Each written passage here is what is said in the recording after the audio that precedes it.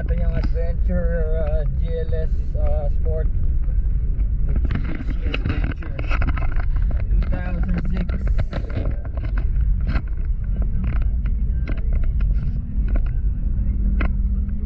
Okay siya.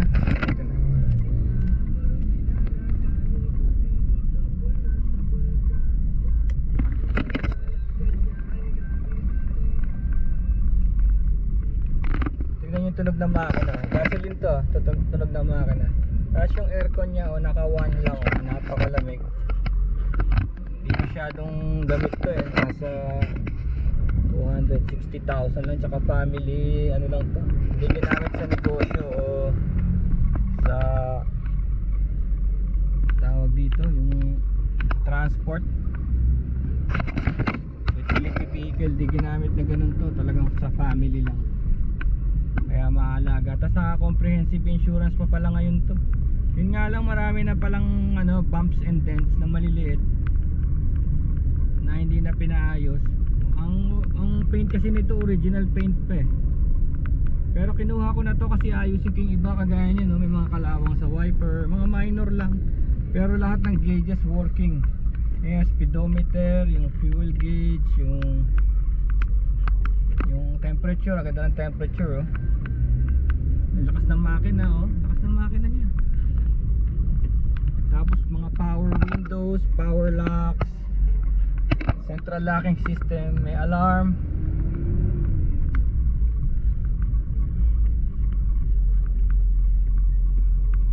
So yun, okay to. Syempre with age na, dahil 2006 pa eh, 2006 eh, 9 years na eh.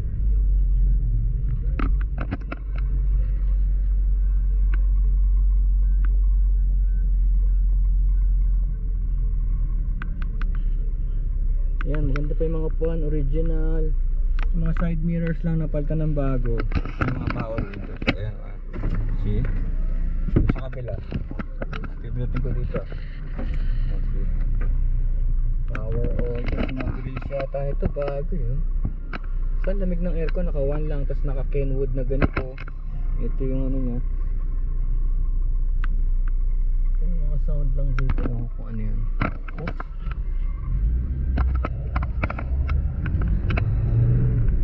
Smooth naman manakbo. First owner, yung hipag ko, kapangalan sa kanya. Ayun yung papeles oh. Kaya lang ano lang dito, sabi niya gusto pa rin daw niya ng ganito. Tapos papalitan na lang daw ng automatic. Yun ang sabi niya. Sabi ko naman kung ganito din lang, di sana mag-aral na lang siya mag manual pala. Kasi nakapangalan na sa kanya to eh. Tsaka siya first owner nito. Nagusto rin pala niya ganito kalaki family, hindi car.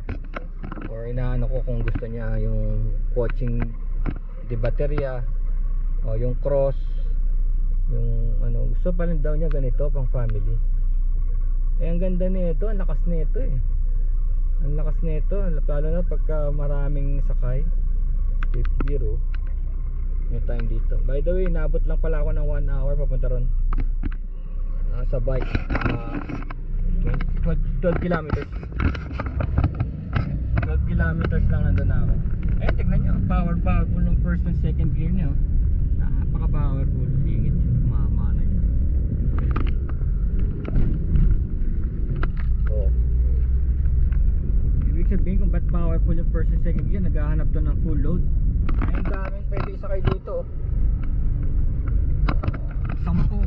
10 people pwede rito eh. Pwede nga ito pang negosyo eh.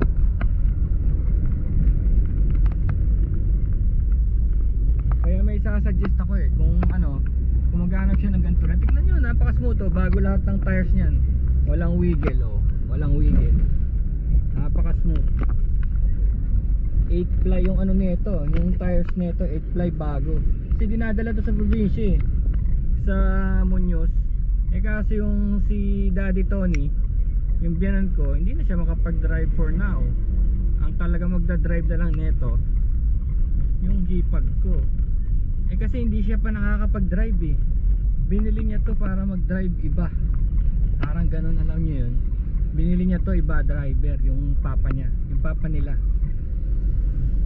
Kaya kung maghahanap siya ng ganito, turuan na lang, di ba? Kasi baka mura lang ang bibili dito. Mumurahan lang. Tignan, papakita ko sa inyo may mga dents nito na pwede namang ayusin eh. Kung ano, pwede naman tong hilamusan, gawing maganda uli. Basta importante yung core niya, yung talagang mismong makina niya ayos, diba? Yung air conditioning, napaka-importante niyan. Kailangan may mga ganun, may mga ayos talaga. Sige, mamaya na uli. Tingnan nyo, may isang adventure film na tumatakbo ngayon. Ito yung balaran na sinasabi ko eh. Kung makita ko dito na nakabike, tignan nyo yung abutin ko. Yan yun, ayun yung isang adventure tumatakbo. Kamukhang kamukha nito. Kaya lang gray. Yung isa yan diba? Ganda pa, diba? Ganda pa ng suspension nito. Tsaka engine braking.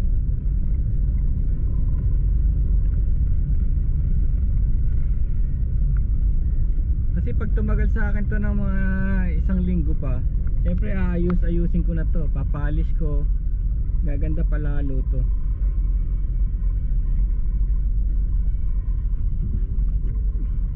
Yan siya, GLS Sport, diba? Tingnan mo yung niya 2011, 22 GLS Sport siya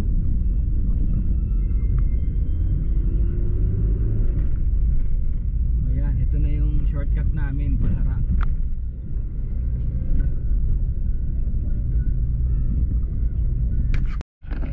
Tingnan niya yung acceleration tercera yan, tercera.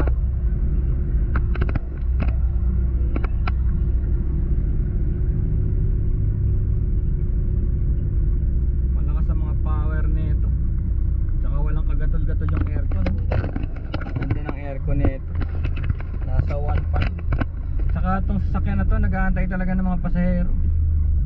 Nag-aantay talaga siya ng mga pasahero. Talagang nag-aantay siya ng weight. Yung suspension niya nag-aantay ng weight. Para ayan walang kalampag ayan, humps na yun, second gear, third gear, diba? Wala namang problema yung manual. Yung manual, tatapakan mo lang naman yung clutch masasanay ka na rin, tsaka magkakaroon ka na rin ng muscle for it. Ano namang problema lang yung mga clutch na yan pag traffic. Pero kung babiyahe ka sa probinsya o kaya malalapit lang yung biyahe mo, lagi ka nasa highway, ayos yan.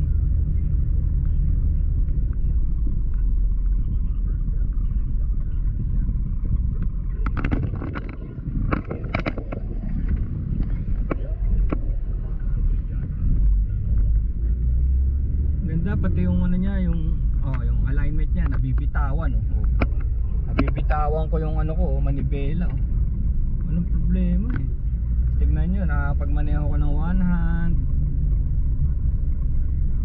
Siya stable siya kahit na hindi ito wide tires utility tires to, kagaya nung nando sa harapan natin. Utility tires, malaki, makapal, hindi malapad.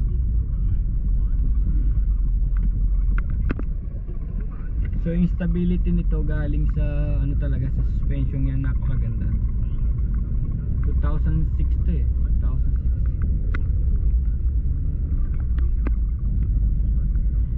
Okay, tama, doon na yung adventure. Dito tayo sa isa pang Marikina River.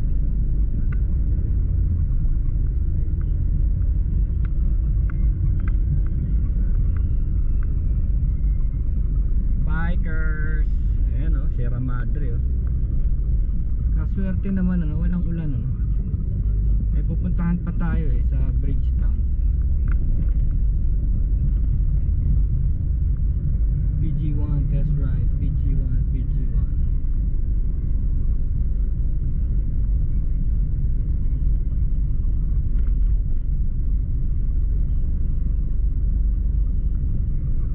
Ito Tumana. Ito na yung tunnel ng Barangay Tumana. Ayan na, nasa Marikina na ako. Peace out, peace. Tiga Marikina rin yata yung isang adventure.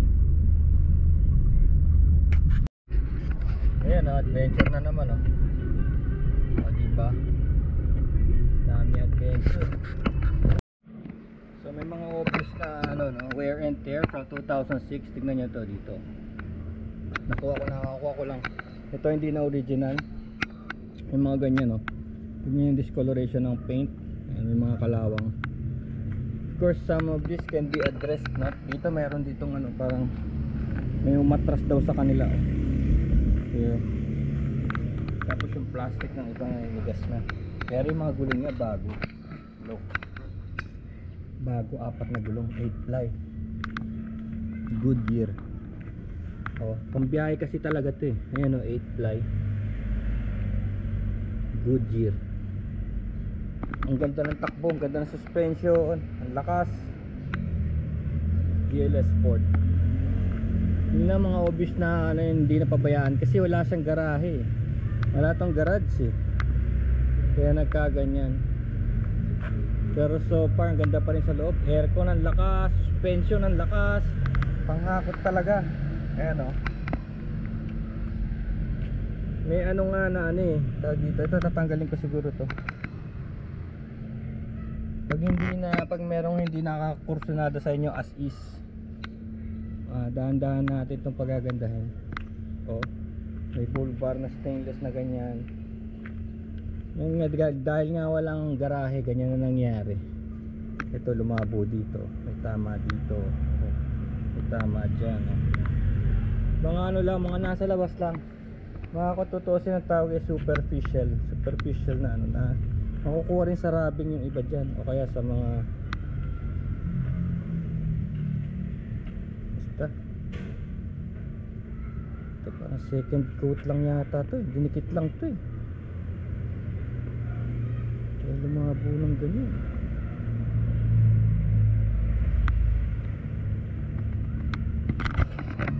Ang loob ito, yan ang loob. Malakas ang aircon, ano, ganda seats, malamig. At ang papers niya walang problema, complete papers, first owner, mating. Maganda kasi talagang luma na rin yung sasakyan, 2006 pa naman eh.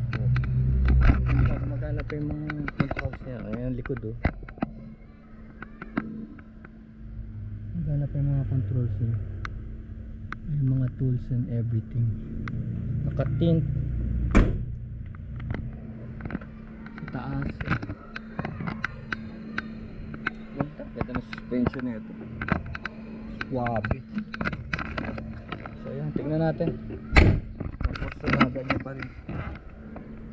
Pero ito madali lang ito eh. Kadarating lang kasi. Nakukuha ko lang. Ayan, ang number niya 6, ending number 6. Ayan. Tignan nyo na lang itong Mitsubishi yung video na ito. Tapos may driving video tayo sa loob kanina, diba? Driving video, rain guard. Tapos ano to, yung power steering. Tapos ito may central locking system. Oh, lock.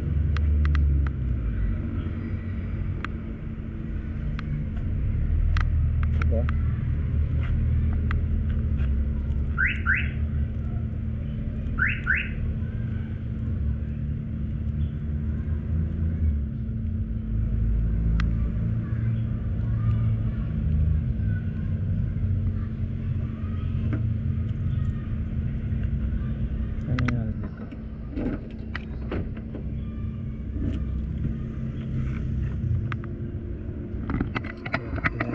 Sa likod.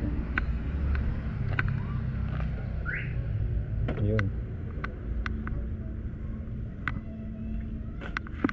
Naka-arm na yan.